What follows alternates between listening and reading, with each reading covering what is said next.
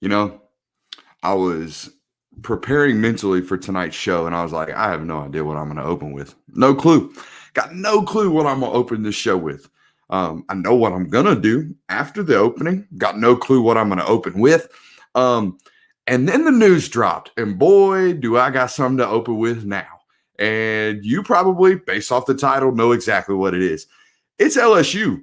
And let's get right into it. Let's not even play around. Let's play a game of which is worse. You ready? It's one of my favorite games ever to play, especially when we're talking about NCAA violations. This one gets really, really fun. You ready? It's a game called Which is Worse? Okay? We got Program A and we got Program B. Program A, they had 6 football staff members and 12 boosters involved in violations, which included the provision of approximately $37,000 to prospects through cash payments, the use of automobiles, lodging, transportation, meals, and apparel. 2 staff members also helped arrange fraudulent test scores for 3 prospects. So we got a little bit of fake, test scores, and we got a little bit of petty cash exchange in hand. 12 boosters involved. Sounds like a lot of people, but really $37,000 that was traceable and that the NCAA actually found.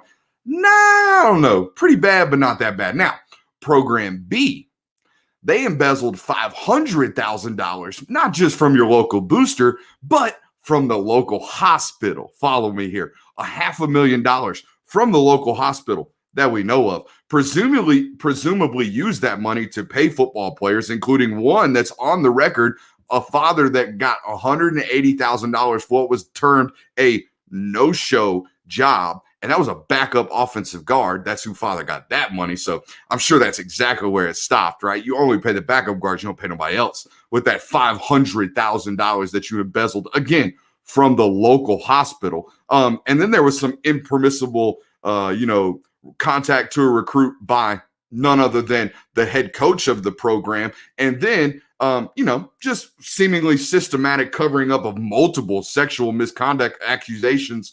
Again, multiple players, multiple sexual misconduct accusations and borderline lawsuits. And then one of those being multiple allegations of, and this is a really strong word, but it needs to be used in this case, rape. There was multiple allegations of rape against a former running back, none of which was investigated by the institution. None of which. Okay. So again, we got Program A, 6 football staffers involved in a dozen boosters involved in multiple violations, giving money, whatnot. Okay. Cheating some test scores, pretty bad stuff, right? We got another one, $500,000 embezzled from a hospital and to pay players and other recruits. We got improper contact from a head coach to a recruit. And we've got a complete systematic covering up of all sexual misconducts on campus by athletes or by football players in general.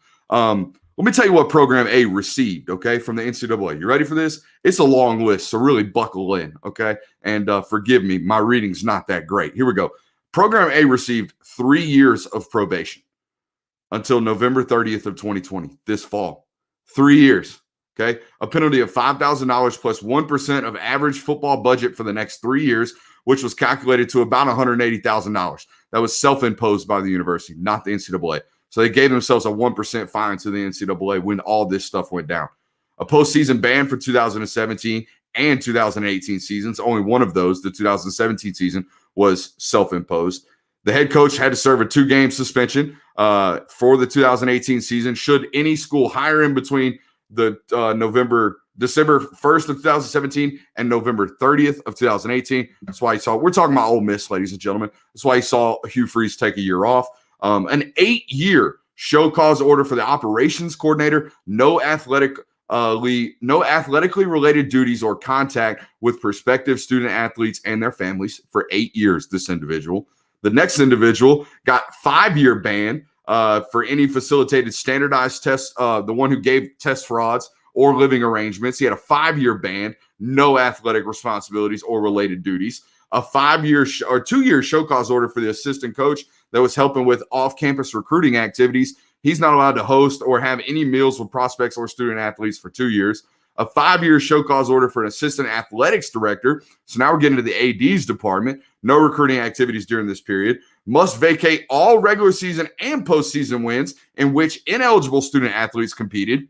That would probably be a big one in this new case that we got going on. Scholarship reductions through 18 and 19, that was self-imposed. Recruiting restrictions, of course, and a disassociation of the boosters. Of course, that would happen as well. All those things happened to Ole Miss, most of which were self-imposed, right? The 1%, fee, if you will, it's like a taxation fee for breaking the rules, self-imposed. Scholarship reductions, self-imposed. Postseason ban for the season of 2017, self-imposed. So a lot of these things were self-imposed.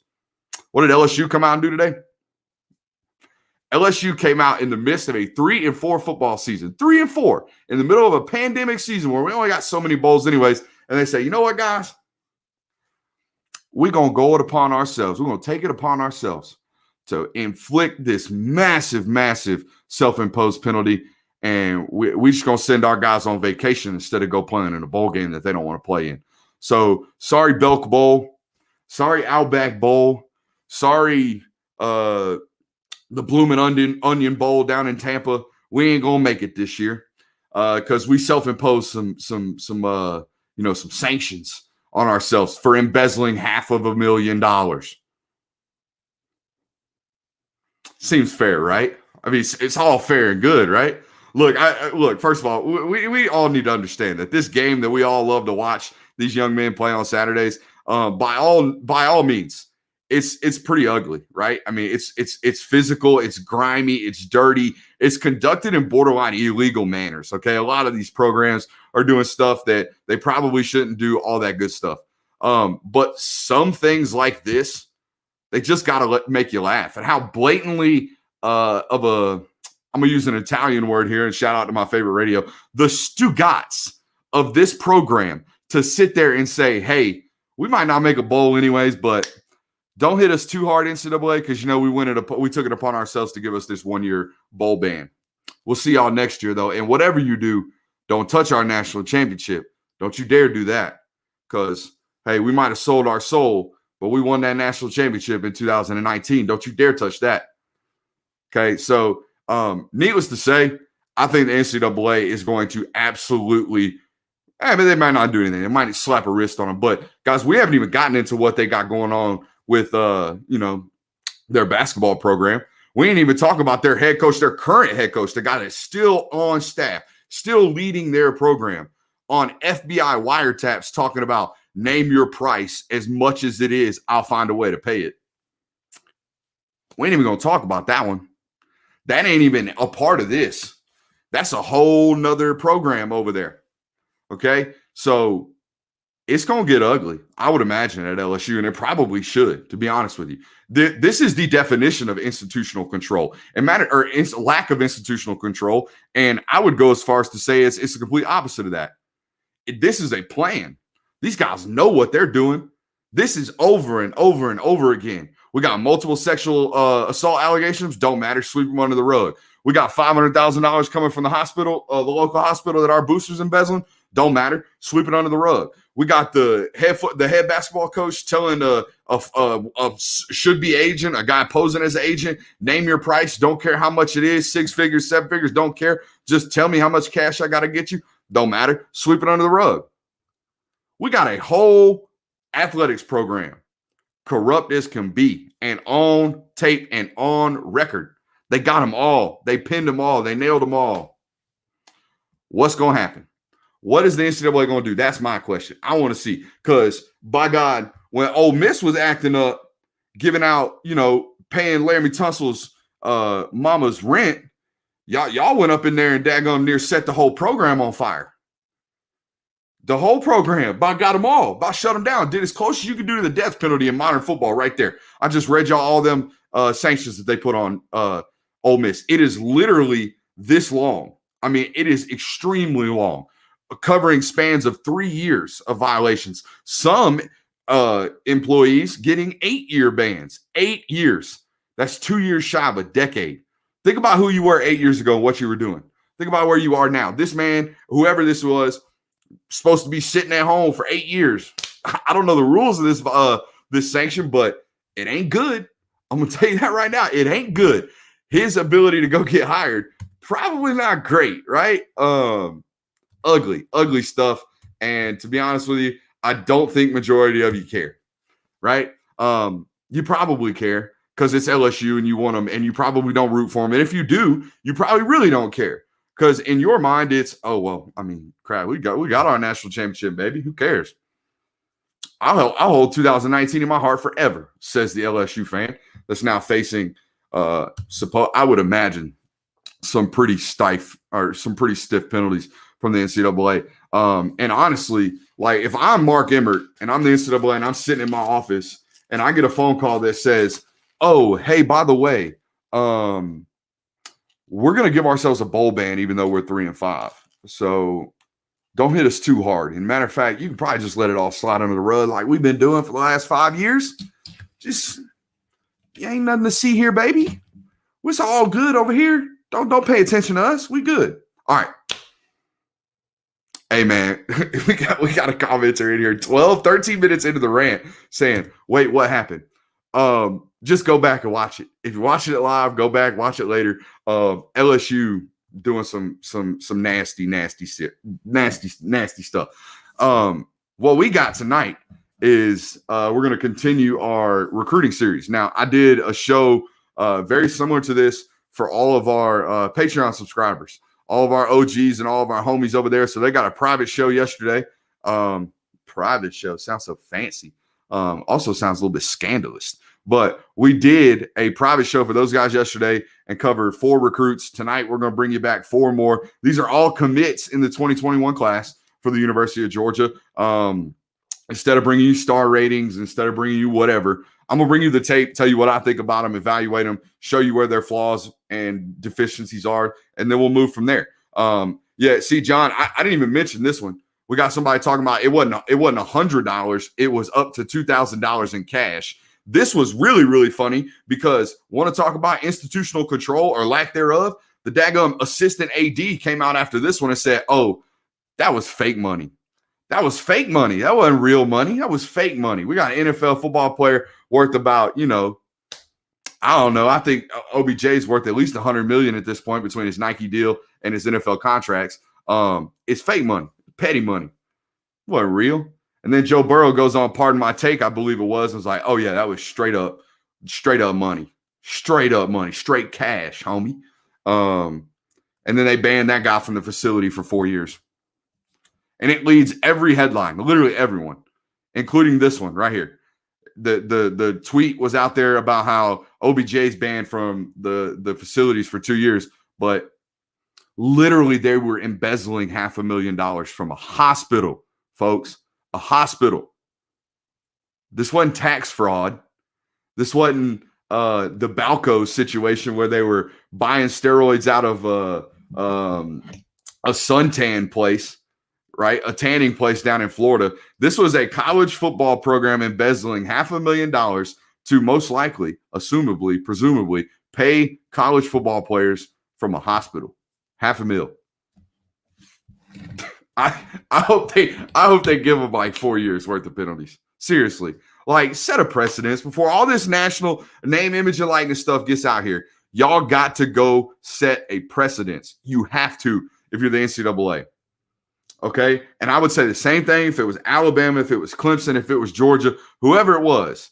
You go out here and do some nonsense like this, and then have the chutzpah, the Stugats, if you will, to go out and say, oh, hey, by the way, we're just going to give ourselves a one-year bowl ban, even though we're 3-5. Probably not going to make a bowl anyways.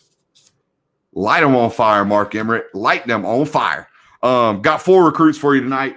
We're going to take a look at Chaz Chambliss, Dejean Nugget Warren, Jamon Dumas Johnson. Guys, I'm going to tell you what, stick around for that JDJ breakdown. I really, really like that individual. Really, really like that football player. And I got a hot take for you on him as well coming up tonight. And then Levassiae Carroll, that's who we'll end with on tonight's show. But before I get going, if you're not already a subscriber to our Patreon account, please do.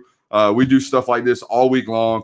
Very, very informative. We give you some nuggets of information all kinds of stuff like that. We had a nugget this morning about the future quarterback battle or what might happen at the quarterback position next year. Got some intel on that. So if you want to find that out, patreon.com/Brooks Austin, or you can just hit up my Twitter bio at Brooks Austin SI. It's plastered all over that joker, so you can find me there. All right, let me ramble just a little bit more as I go to find Mr. Chambliss' huddle. But one thing I want you to know about what we do with these film breakdowns is it's not narrative driven. It's the whole purpose of what we do on Grind the Tape and on our Patreon, all that stuff. The whole reason we do it is because there are no narratives. It's right here in front of your face. What I'm seeing, what I'm telling you, you're watching it with me. It's right here in front of you. So there is no ifs, ands, or buts. Ryan, I appreciate you. Just earned a sub over there from Ryan on the Patreon account. Appreciate you, brother. Patreon or bust. Thank you, Colby. All right, let's get into some Chambliss tape, okay? So I don't even have a preface. Some of these guys I have prefaces for, things that I want to see, like Levassiae Carroll.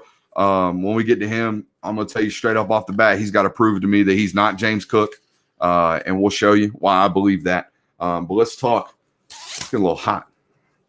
A daggum LSU rant got me a little toasty up in here. All right, so I'm going to tell you right now, for a guy that's listed as an outside linebacker that's committed to the University of Georgia, that's 6'3", 240 pounds.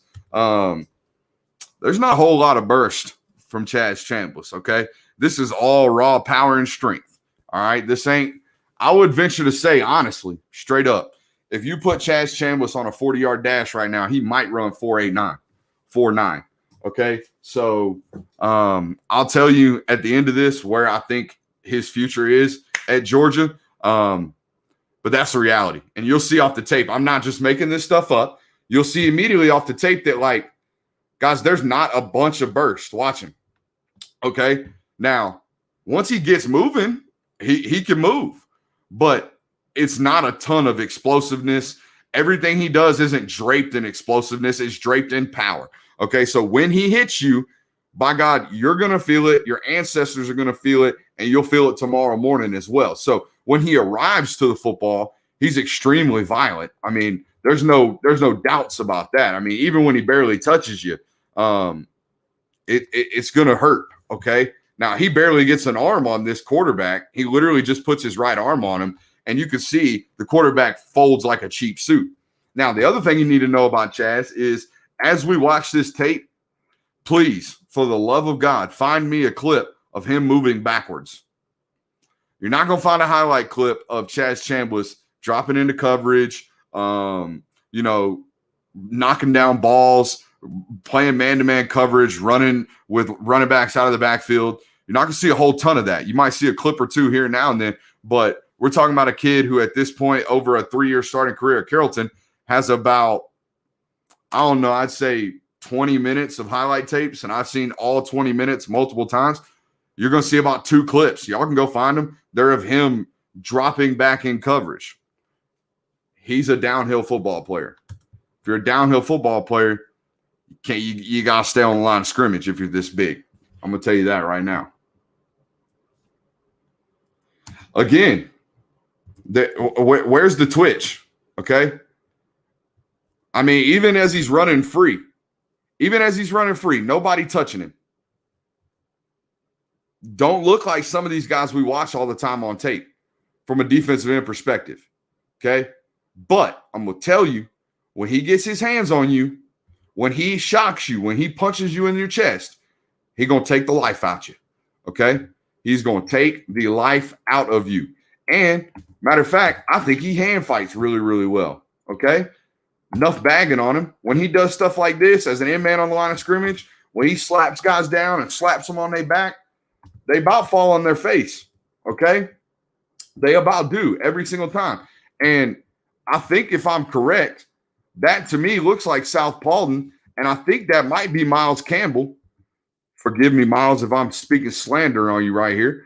But that looks like South Paulton, and number 3 to me, that looks like Miles Campbell. That's an SEC tight end that he's slapping on the back of the head that is about to fall on his face. And if that is you, Miles, let's coach you up right quick. Let's coach this tight end up right quick. We can't win in a stance like this. Okay, this squatting frog, I don't know who's teaching you that, but that ain't right. Let's get our feet up underneath us. That way we don't have to jump out of our stance. We can step out of our stance, okay? That's why you ended up face down, whoever that tight end is.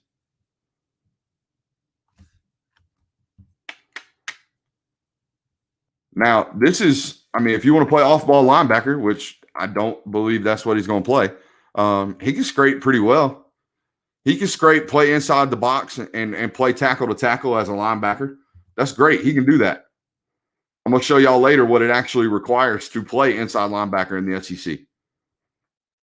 But that, I mean, that's a good start, but he ain't got the rest of it. Again, when he does land, when he gets to you, it is violent. You will see bodies move, okay? Every single time you will see bodies move. Same thing here. Now, this is him playing with a ton of effort, okay? He's always going to play hard. That's Travis Hunter that he's rolling down. And look, I see awareness. Now, I got questions about spatial awareness that we'll address later, but this tells me he's football smart. He sees the ball in the outside hand of Travis Hunter. So when he gets to make the tackle, he's not just going to try to make the tackle. He's going to try to rip the ball out. He's going to try to disrupt the play and create a turnover right here in a game where from the jump, Collins Hill was putting that thump on them. I'm talking about that thump. They beat the dog boo-boo out of Carrollton that day. So at least he's trying. At least he knows where he's at on the field, in terms of what he needs to do and how to disrupt the football. That's good to see. Now, let's watch some junior tape. Okay, let me hide the screen right quick while I go find some junior tape. Yeah, I don't know if y'all, we might have some new people here on the live stream tonight. I'm gonna tell you right now, if you came tonight to find out nothing but sunshine and rainbows about your magical next crop of commitments, you got the wrong one. Okay, you got the wrong one. I don't sugarcoat nothing when it comes to evaluations, because guess who ain't? Guess who ain't going to sugarcoat it? Every single one of these kids coach. Every single time they get into a film session with their future coach, let's say he goes and plays outside linebacker at Georgia, which I don't think he's going to. When he goes and plays outside linebacker, or spoiler alert, defensive end at Georgia, which is what I think he's going to play, Trey Scott ain't sugarcoating nothing. Trey Scott is not sugarcoating a damn thing. Dan Lanning, not sugar. Might seem like a nice guy. Might seem like the nicest guy in the world. When it comes to football, when it comes to getting his players better, it's nothing but harsh reality, baby. It is 100% truth serum all the time. That's what I do, okay? I'm not here into telling everybody that they're all world, because that don't serve them no good. That don't get them better. Here we go. All right, now we're into the junior tape, right? Still looks like, kind of the same player, I would imagine, physically. Okay, I saw him as a junior, saw him as a senior in person. Might have gained 5 or 6 pounds. Wasn't a huge jump from junior to senior year. As an evaluator, that makes you wonder how much bigger physically, muscle mass, can he get? Because I know he's worked his butt off. I know he's worked his butt off for 4 years in high school. And I know he's going to continue to work his butt off, but sometimes you just get maxed out. Sometimes you are what you are. You've reached the pinnacle. Now, there is no doubt about it. When you turn tape on of Chaz Chambliss, he just might be the strongest dude on the field, okay? So when he's right here at linebacker and you try to block him with a running back, he's going to throw that dude on his butt every single time, and then he's going to hit stick your running back or your ball carrier. Now, when somebody like watches this tape right here and sees this, they see, oh, look, Chaz is playing really, really hard, A+ for effort. Look at him running down the ball carrier. I see that too, okay? Any dummy can sit here and say Chaz plays harder than everybody else. Chaz does play harder than everybody else. That's why he's gotten to the level that he has right now, okay? That's why he's an SEC football player. Do not get it twisted. Every single one of these guys is a great football player that we're going to watch tonight. What's going to separate them at the next level is cleaning up some of the things that we're talking about, okay? Cleaning up some of this right here, which is great effort. It's great effort. You see great effort. I see great effort. But what I also see is a guy that lacks spatial awareness right there. When you are running into open field and you blatantly run into another blocker, had no clue he was there, I've got questions about your spatial awareness. I have no other opportunity than to question whether or not you know what's around you at all times. Okay. These really, really special athletes, the Roquan Smiths of the world, the DeAndre Swifts of the world, the even George Pickens of the world, these elite, top-notch athletes, guys, they know where stuff is and is coming before they can even see it. You ever heard the term eyes in the back of your head? That's spatial awareness. That's knowing where people are around you. It is a vital piece of success for football players, basically everybody but offensive linemen. Knowing where other people are. Actually, it is important for spatial awareness for offensive linemen. You got to know where slants and stunts are coming from sometimes when you can't see them. You've just got to have this feeling about you. I'm telling you, as a junior right here, he doesn't have that. Okay. Is that something that you can make better? I don't know. I don't know how you teach somebody that. But I'll tell you what you can't teach. You can't teach 6'3", 240 that moves and plays like this. Okay? You can't teach that. You can't teach work ethic. I can't teach you how to work hard. He works hard. There is absolutely no doubt about that. And 056. Oh, my God. I'm telling you, back here on the backside, look at him. Guys, there's no doubt about it. He plays really, really hard. He hits really, really hard. He's big, strong, and physical, okay? But he's not an outside backer. He's not an inside backer either. He is Malik Herring. That's what he is, okay? He is 6'3", 240 pounds, needs to get up and eat his way to about 265. He needs to put his hand in the dirt. He needs to stack and shed, okay? He's plenty strong to set the edge in the SEC. But here's the deal. If you're going to play outside linebacker at Georgia, if you're going to be Azeez Ojulari, you've got to have twitch. You've got to be able to bend the edge. You've got to be able to rush the passer. Can he do that? Does he have enough twitch to do that? I think we can all surmise right now that this individual has different traits to success than Azeez Ojulari. I think we can all agree on that, right? Well, you nod your head as a class. Yes, I think we can. To be an inside linebacker, which is what he's playing right here, you got to be able to run sideline to sideline, and you got to be able to have fluid enough hips to drop into space. Again, 20 minutes of highlights, over 3 years of starting experience at Carrollton, not much of him dropping into space. But this kind of effort, this kind of power, this kind of willingness to succeed will put him ahead of other people, okay? There's no doubt about that in my mind, okay? Exceptional character, exceptional work ethic, exceptional frame and power. All right. What I don't know is how explosive is he. I've watched him. We've graded it. You've seen it. I don't know how explosive that young man is as an athlete. We're going to have to find out those things once he gets to college and whether or not those things can even be developed. There's people that believe you can't make someone, develop a boatload of quick twitch muscle fibers, things like that. So,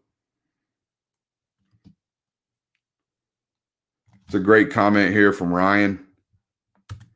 You are correct. It requires a lot more to play inside linebacker at Georgia than just being a tackle-to-tackle type of player. A lot more.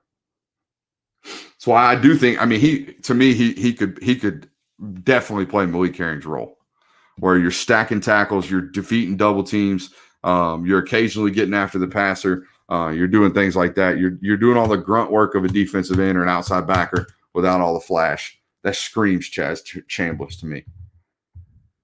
Now, this dude right here, I got some takes about this dude right here. Dejean Warren, okay? It's the best tape. This is the best tape we will evaluate over the next, I think we got 3 shows of this. I got another show. We got Q&A tomorrow, and I got 2 shows Monday and Tuesday of next week. This is the best player we will evaluate. So get ready, strap in. This dude is ridiculous. Absolutely ridiculous. I wrote on my notes today while taking notes on Dejean Warren's tape. I wrote 3 different times, 3 plays in a row, absolute perfection. Literally had no comment other than perfection. If this cat don't start day 1 at Georgia, man. If this cat don't start day 1 at Georgia, Nyland Green is a future All-American, and Keely Ringo is fully healthy. I'm going to tell you. Okay. Same thing with Jalen Kimber. If Jalen Kimber, because I do think that's what it's going to be next year, if Daniel doesn't come back, Campbell and Stokes ultimately declare for the NFL draft, I think that's exactly what it's going to be. You're going to have Keely Ringo on one side, a combination of Dejean Warren, or excuse me, it's going to be Dejean Warren and a combination on the other side of Keely Ringo, Jalen Kimber, and they'll probably mix Nyland Green in there somewhere, I would imagine. I think that's what it's ultimately going to be. But this dude, man, holy smokes, this is some tape to enjoy right here. At some point, man, I feel like it would almost do him a disservice to even talk over the plays he's making, so he might as well just let the tape run.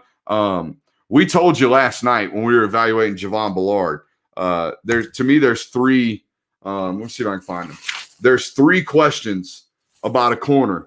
If you're going to play at Georgia, you've got to answer yes to these three questions. You ready?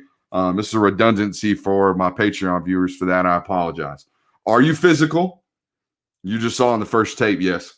Can you play zone?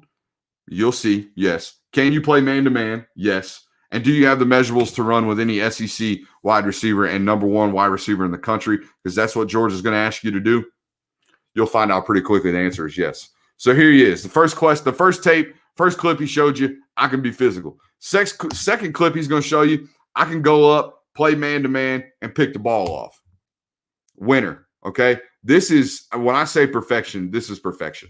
Okay, he's in phase right here. The offhands on the wide receiver. He's already got his head around. He's constantly got his hand in the pocket, and he's going to go high point the football and come down with it.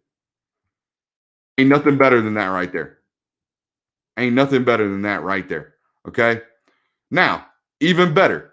I got questions, right? Can you play man-to-man? Can you play zone? Okay, well, how about right here? Let's play cover three.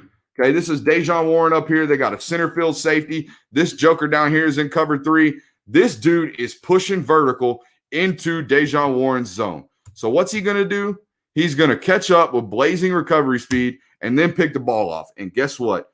The highlight clip's only just begun. We've only just begun. And now he's going to take it, okay? He's going to damn near crib this thing. And now this ain't high school football, guys. This is JUCO football up in Kansas. This ain't nothing but dudes that are trying to make it out. I mean, make it out. These dudes play harder in JUCO levels than any other level of college football. I can promise you that right now. They are quite literally, the young kids these days like to say they built different. These kids are quite literally built different, okay? So this is what you get when you sign a JUCO corner that is trying to make it out. You get physical play like this all the time.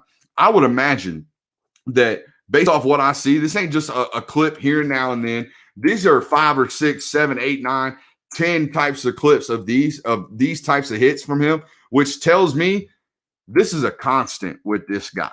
Okay, this ain't no touch and go physicality. This ain't what my coach used to call fake toughness. Okay, this ain't that. This is the real.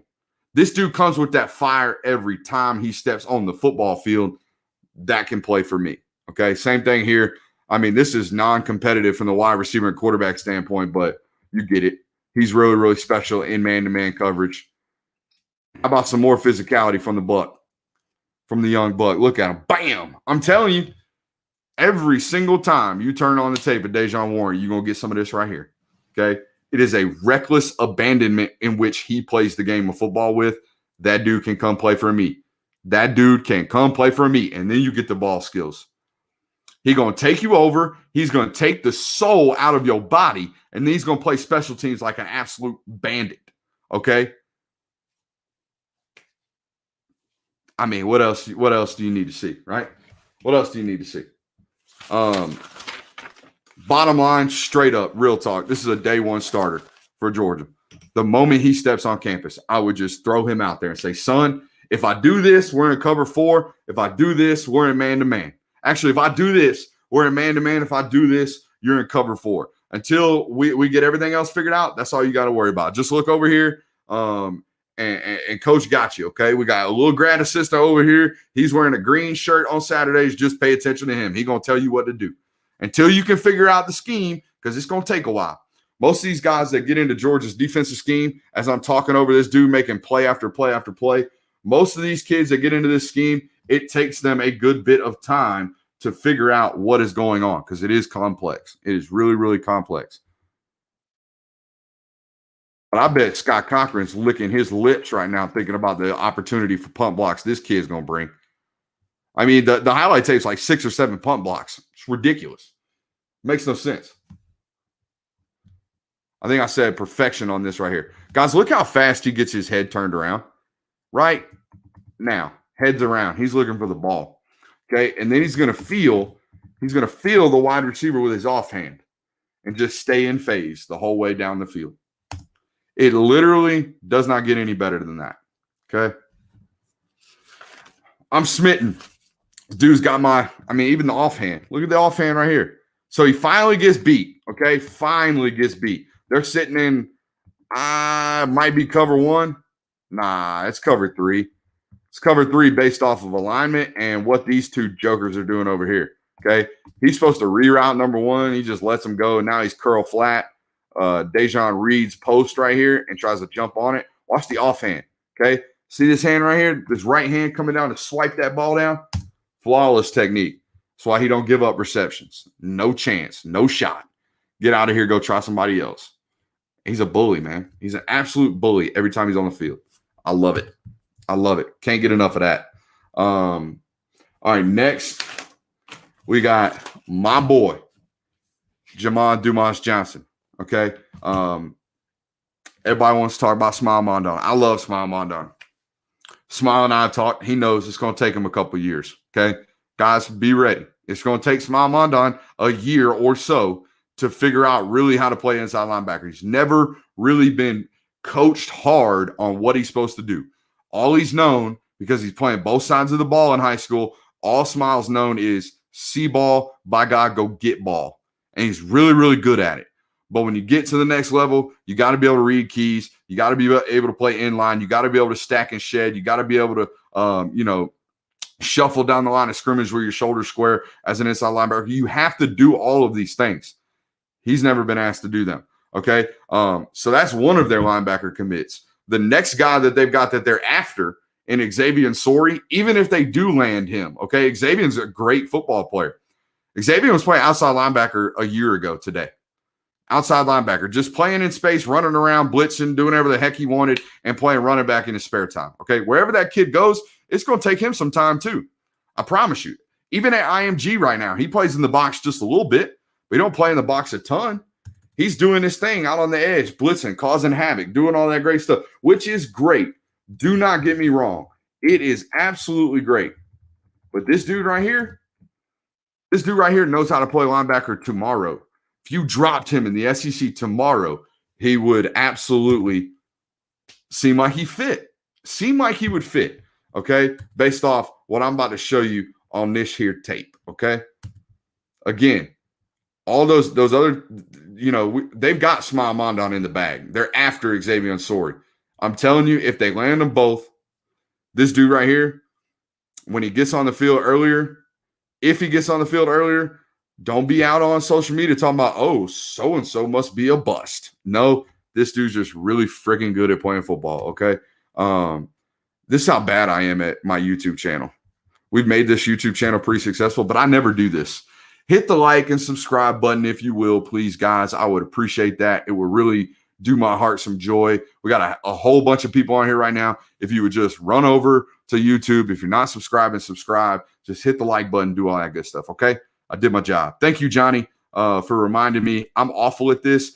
I've always hated when I'm watching YouTube videos and a guy's like getting into what he's getting into, and then he stops and he's like, oh, while I'm here, please be sure to like, subscribe, rate, and review, and tell all your friends.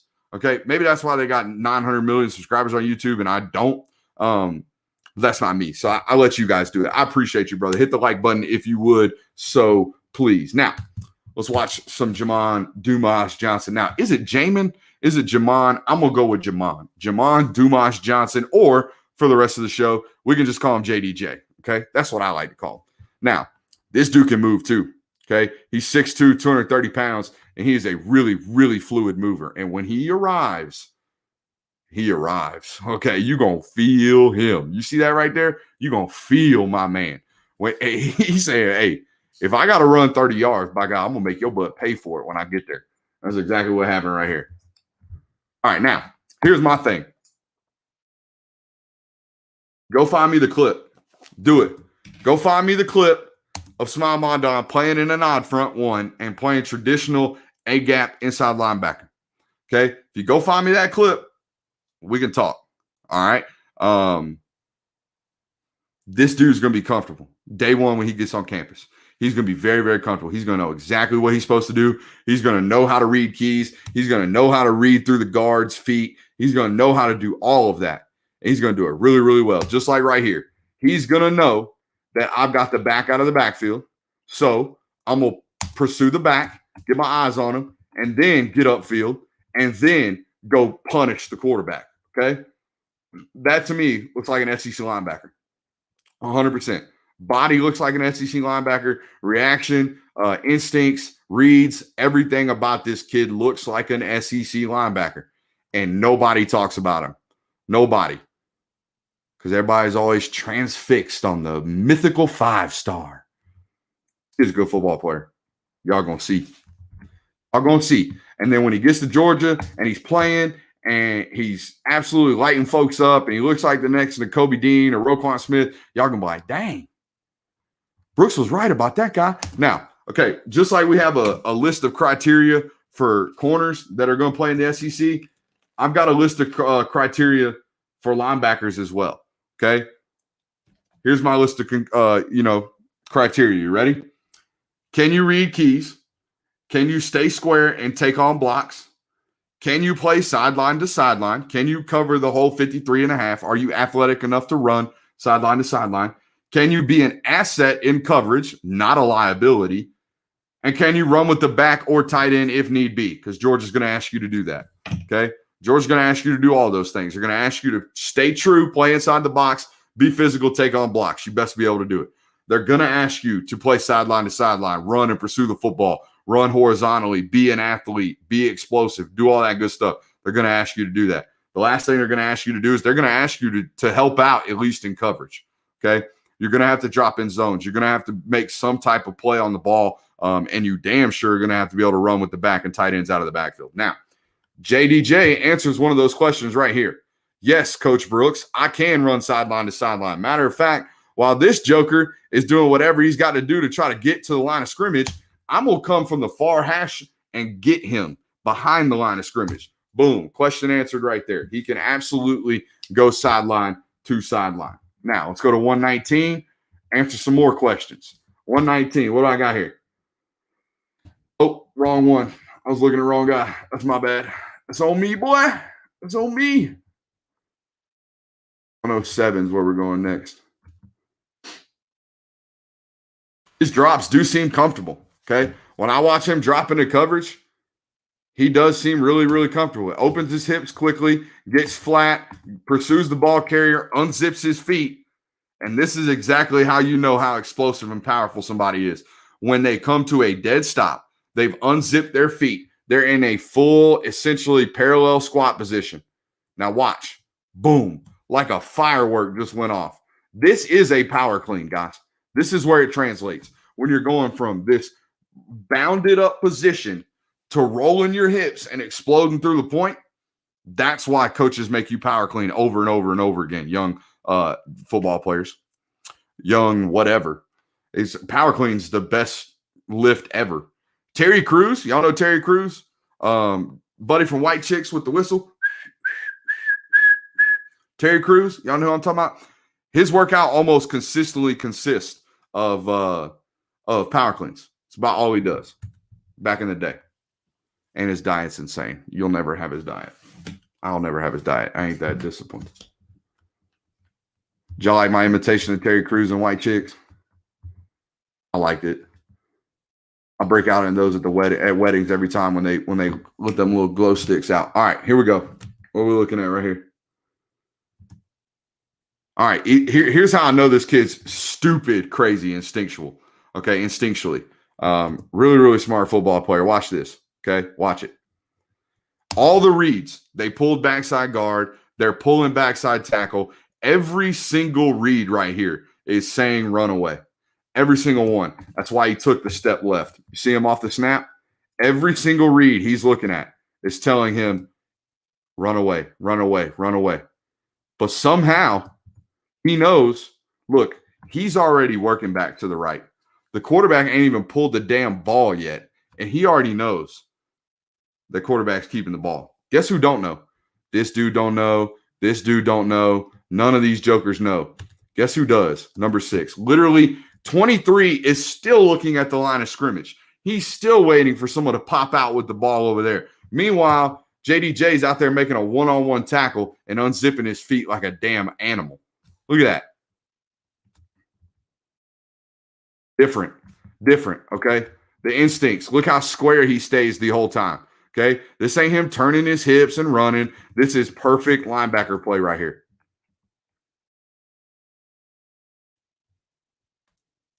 Clay, it's all good, man. It's all good. I'll take what I can get. Hey, this right here is why I try to do at least 1 or 2 live streams a week that are open to the public. Everybody deserves this kind of knowledge. I'm gonna tell you, and everyone deserves to have this type of fun doing what they do. That's what I do. We enjoy it. Everybody that's over here does it. Jeremiah says 1 less foot long per month. It's true. 1 less foot long per month, and you probably could afford it. But if you can't, I understand. I get it. Okay. Everybody's got to make ends meet. That's why I did what I did with the Patreon. Everybody's got to make ends meet. I get it. But that's also why I do this free one every week. And it's our most highly rated or highly viewed show every single week. We will probably do, I would venture to say, 4,000 or 5,000 views on this video before 9 o'clock hits tomorrow.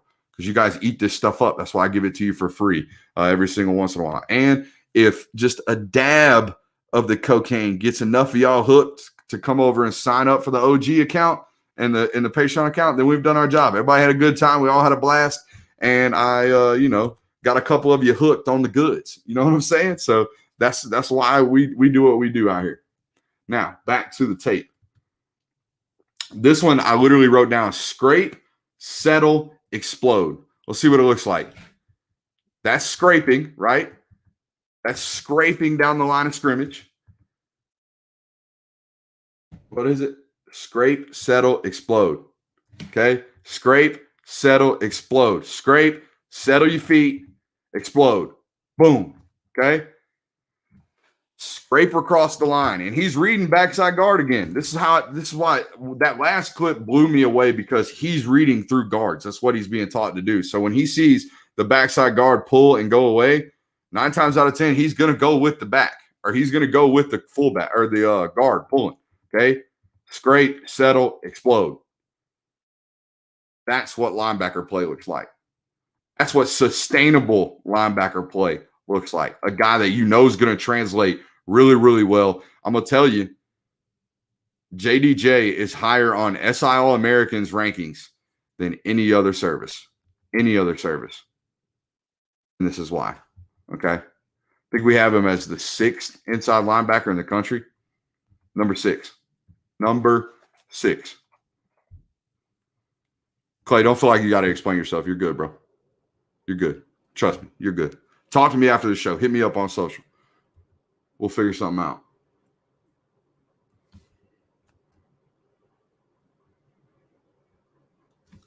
.227. I literally put in my notes, this is what Georgia plays. Look, they got a 4-eye out here, a 0, a 4-eye out here, and a jack. 2 linebackers and nickel. You think this kid's going to be comfortable when he gets to Georgia? He's just going to the same system. Just coming down south to run it. That's all he's doing. Look, this is Kirby Smart's 4-2-5 mint defense. Inside 4-eye, this is Malik Herring. This is Jordan Davis. This is Devontae Wyatt. This is Azeez Ojulari. This is Nakobe Dean.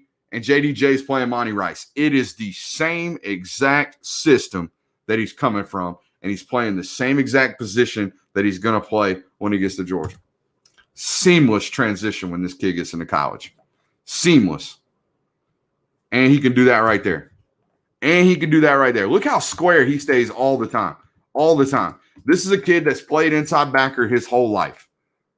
I would imagine, based off the tape. If he ain't, Look, this dude over here ain't been a linebacker his whole life. He's not as good, clearly. Watch him turn his shoulders immediately. That's a loss. It's a loss. This is Jamon Dumas Johnson. Late, always goated. What a proper name for your comment.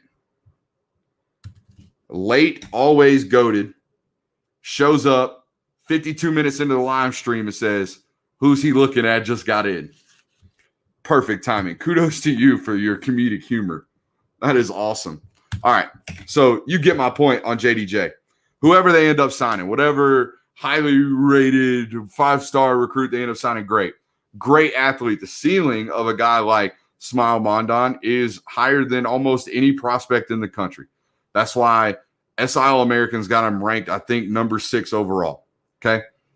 Smile Mondon is extremely, extremely good. He's going to be a great football player. This kid will be better day one when he shows up on campus. Does that mean he's going to be better day 365? I don't know. Maybe not. Probably not, honestly. But it is what it is. Okay? The transition for JDJ is going to be so much more smoother than any linebacker that they're recruiting right now. It's because he's been doing it. He knows how to do it. He's comfortable doing it, and he's great at doing it. So there's that. Now, since it feels like I've been just absolutely tearing folks down, let's not stop now. Let's get into Levassiae Carroll's highlight tape. Now, just to let y'all know that when I get done with these, the very first thing I do is send them to these kids. I ain't ducking these kids, okay? They get them right in the inbox. I text Levassiae today and asked him for his opinion on my comparison that I'm about to give him, okay? The only one I've ever been kind of worried about that might find me and kill me is JDJ. If y'all have ever seen that dude on camera or talked to him or I ain't even been around him, but man, he got this he's a linebacker. Y'all know what I'm talking about? You play football. If you play football long enough, there's that one linebacker that don't say nothing. You ever seen Friday Night Lights, Preacher Man? You know how Preacher Man, cracks up one time and says the joke about I'll knock you out with a pair of white Nikes on my feet. Or I'll knock you out on a pair of flip-flops. Can't believe I messed that up. I'll knock you out on a pair of flip-flops. The whole locker room laughed. JDJ is Preacher Man. Just don't say nothing. He don't ever say a word, I feel like. All right, let's watch Mr. Levassiae. Okay, before we get into this, I got a preconceived notion, okay? Letting you know, getting it out there. I got a preconceived notion. He's James Cook. He is James Cook. That is my preconceived notion. And until I see something that makes me change what I got right now in my head about James Cook, and now James Cook, not high school James Cook. He looked like now James Cook, if you know what I mean. Until I see something on tape that makes me change my opinion about that, I just ain't going to change it, okay? And I'm going to show you why right here, okay? Now, Mr. Levassiae likes to claim himself as the speed kill guys. The speed kill guy. Got great easy speed. I'm going to tell you right now, he looks like he's jogging when everybody else is sprinting at full speed, okay? Look at this. All these guys. Oops, sorry. Cut it out. My bad. Sorry. I meant to hit spacebar to pause it, but it ended up just exiting out the screen. Here we go. Now, right here. This dude's got the angle. This dude's got the angle. I don't know what in the hell this cornerback here is doing. Fire that guy, defense coordinator, or checking for a concussion, one or the other. I mean, good God almighty. But easy speed, okay? Let's count them. And 1 Mississippi, 2 Mississippi, 3 Mississippi, 4 Mississippi, okay? 4.45, 4.4 flat in the pads, running 40, okay? Not official, obviously. He claims to be a 4.44 guy. I believe it. I'll go ahead and tell you, I believe it. He does have elite speed, okay? But here's my questions. Just like I had questions about Chaz Chambliss telling you to find me the clip of him dropping into coverage, find me the clip of Levassiae Carroll consistently putting guys on their face and making the first defender miss. If you've watched my channel this year, if you've been a subscriber to our Patreon account, you have known over and over and over again what I've said about James Cook. James Cook bothers me or scares me because he fails to make the first defender miss a lot. A lot. I mean, a lot. So if you give him, a wide open seam down the middle of the field, he's going to take it 90. But if you give him 6 yards and tell him he's got to make the safety miss at 7 yards, well, most of the time he's getting tackled for 7 yards. Okay. So that's James Cook now. And based off what I see on tape, to me, that's Levassiae Carroll too. Elite top end speed, top notch, might be one of the fastest, easiest runners in high school football right now.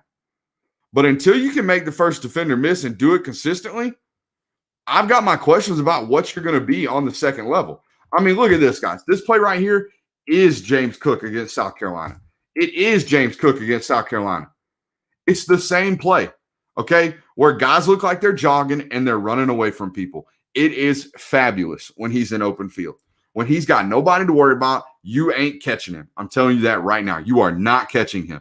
Now, what I would imagine Dale McGee is betting on, Dale McGee's, because he ain't come off of Levassiae yet. Like he won't. They've been recruiting Levassiae Carroll as long as I've been working for SI covering Georgia. So for longer than 18 months, like dating back to Levassie's like sophomore year at Warren County. So they've been recruiting this kid for a long time. And what I think Dale sees is top-notch measurables, top-notch speed that I can't teach and I can't coach. But what I can coach is a little bit of vision, and I can teach you a jump cut like we saw DeAndre Swift ultimately refine when he got into college. He had it. He didn't develop it. He refined it. Okay? Now, this is good vision. This is good vision. Get into the backside cut. Okay? But if all we're banking on is being speed kills guy, safety just took a bad angle, rerouted, and ran you down. Watch this safety. Watch this banana peel that this safety runs. Tackled. If we are the speed kills guy, bad angles should get absolutely destroyed by our speed. Our speed should kill that every single time. If that's what we claim ourselves to be, if that's what our game is about, that's what our game is predicated about, we best be able to run away from people who are taking bad angles. I'll tell you that right now. Okay? So there we go. Now, this next clip, to me, this is the most – oh, excuse me. I got another where's the ability to make people miss. Same game we just watched. Where – I mean, this spin, he throws a spin move right here. Okay? Now, let me show you something. Just for shiggles. I'm going to let this one run. Okay? Let me show you something.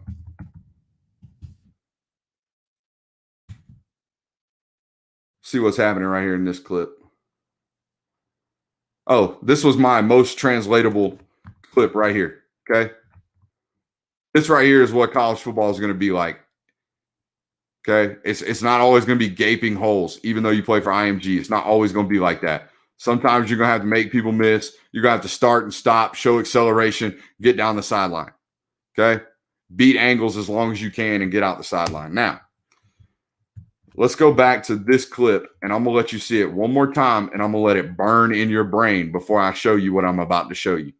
Okay, 3 defenders converge on him in high school football. 1 defender brings him down. Okay? Just remember it. Now, let's find you this clip of James I'm about to show you. That ain't it. I think it's the very next one. Here we go. Okay? Now, this is the guy I compare him to, in college at least. It's a little bit different. Okay, there you see the sideline speed, outrunning angles, all that good stuff we just talked about with Levassiae. Now, this is right here, I believe it is, what I don't see on Levassie's tape. Okay, I don't see this right here. The whole entire defense just converting on him, absolutely getting into him. How? How do you get out of this? Okay, how do you get out of this? 1, 2, 3, 4, 5, 6, 7, 8, 9. The whole defense, and see you. Okay. And he doesn't score, I don't believe. But you get what I'm saying. I don't see this. And for the record, James Cook hasn't done this in college. He did it some in high school. He ain't doing it now. Okay? He ain't doing it now. So where's it at? And if you don't have it, you guys hear me talk on my channel all the time about how in college football, the first defender is left for the running back. Everybody's got their own job. The running back's job is to make the first defender miss. The first free defender is the running backs every single time. Guys, we've only got 9 guys blocking. We got a quarterback that just handed the ball off that's useless. In modern football, hopefully he's held the backside end for you because it's an RPO. And we got a ball carrier who, spoiler alert, breaking news, can't block for himself. So we got 9 on 10, which means there's 2 defenders out there that we've either one of them left as a read option and we've read him, and another one that's on you, running back. And if you can't make him miss, guess what? You cannot play. Period. Point blank, end of story. Okay? So until I see that, which I see it right here, there's glimpses of it. Don't get it wrong. There are glimpses of it, but it's not consistent. It's not over and over and over again, down in, down out, like it was with DeAndre Swift, like it is with a guy like even Dejean Edwards, like it is with Kendall Milton. Kendall Milton's vision and ability to run through arm tackles is through the roof. But look, guys, it is effortless. Do not get it wrong. This kid at his very worst will be a very good college running back. Okay, he will be at his very worst.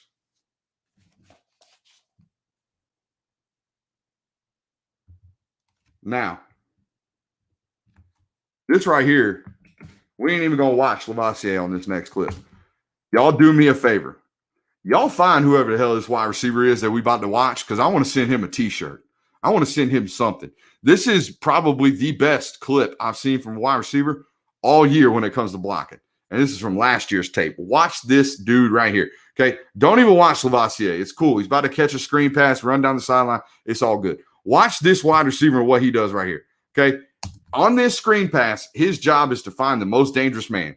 He sees that his offensive lineman is going to swallow up this linebacker. So what's he do? He goes and locks his eyes on the corner.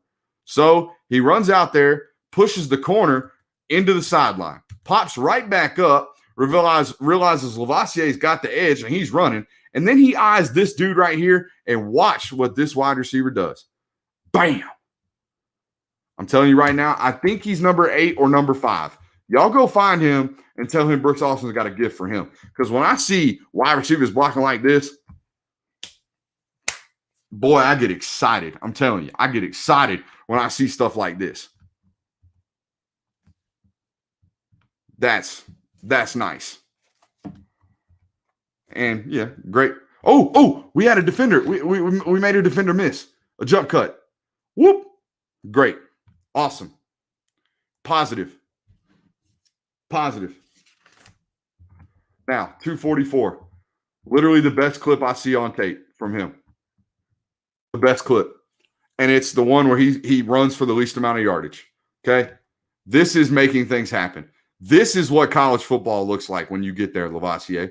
Okay? It ain't gaping holes for IMG's offensive line. It is this right here. It is make chicken salad out of chicken, you know what, okay? That's what it is. It's getting into frontside A gap, cutting off the backside of the guard, bouncing straight up, getting vertical, bouncing back out if you got to, stiff arming a safety, working the corner that's now pursuing, bending back, getting the edge, getting vertical, and then getting out of bounds. That's what a translatable football play looks like to me when I'm watching high school running backs. I think, and this might be a job for some of my viewers. If you could, and I know it's going to be a lot, just go track the last 5 years. 5 years. Let's call it 5 years, because those are the ones that are probably most likely still in college. Go track the 5-star running backs and do the hit or bust rate. When I say hit, go find the 5-star running backs and bring me a list of them. Bring me the list of them, and then star which are the ones that have gone for over 1,000 yards. Do that for me. Whoever does it gets a free year of Patreon over there on the OG subscription. Okay, you'll get the intel, you'll get all that good stuff, and hopefully you stick around. But if you can bring me that, because I'm guaranteeing the hit rate at running back is the lowest of all positions. And you know why? Here's why I say this. Very, very oftentimes, running backs in high school are winning solely off of their speed. They're just hitting holes and running as fast as they can. Well, guess what? In college, that don't happen. It doesn't happen. Very rarely, occasionally, very rarely do you just the Red Sea parts wide open and you go bang your head on the daggum goalpost. Okay. Very rarely does that happen.